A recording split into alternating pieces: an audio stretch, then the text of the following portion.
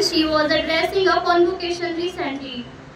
She said, Dr. Bhimrao Ambedkar मेरे लिए एक भगवान समान है क्योंकि उन्होंने कुछ ऐसा किया था जिसके कारण आज मैं आपके सामने खड़ी हूँ. He is like a god to me because he did something which has made me to stand here in front of you in the position of where I am today. So what exactly Dr. Bhimrao Ambedkar did? To know that, we all has to know about his story, his life and all about what he has lived for.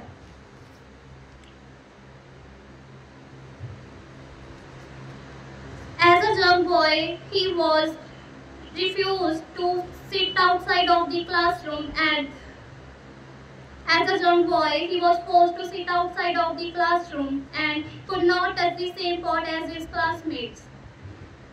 Was refused in education in Sanskrit because he was born in a suppressed caste, and he had to face much more discrimination in his life.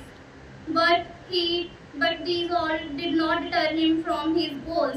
His goal to make every Dalit man to realize their individual's identity. His goal to make every woman to cherish the freedom and to propel India into a future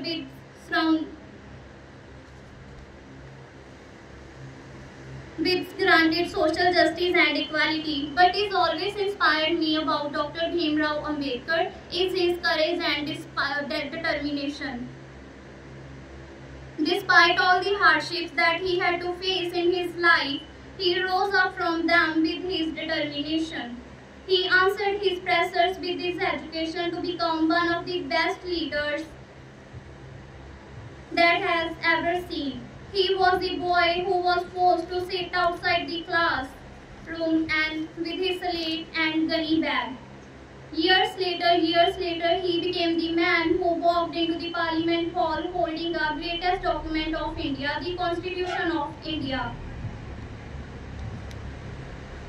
Just been more than half a century since he has gone, but his beliefs and his teachings still stay relevant today. In the last, I just conclude by contrary few words about him, in which he says, इंसानों को गुलाम बनाकर हजारों बादशाह बने हैं.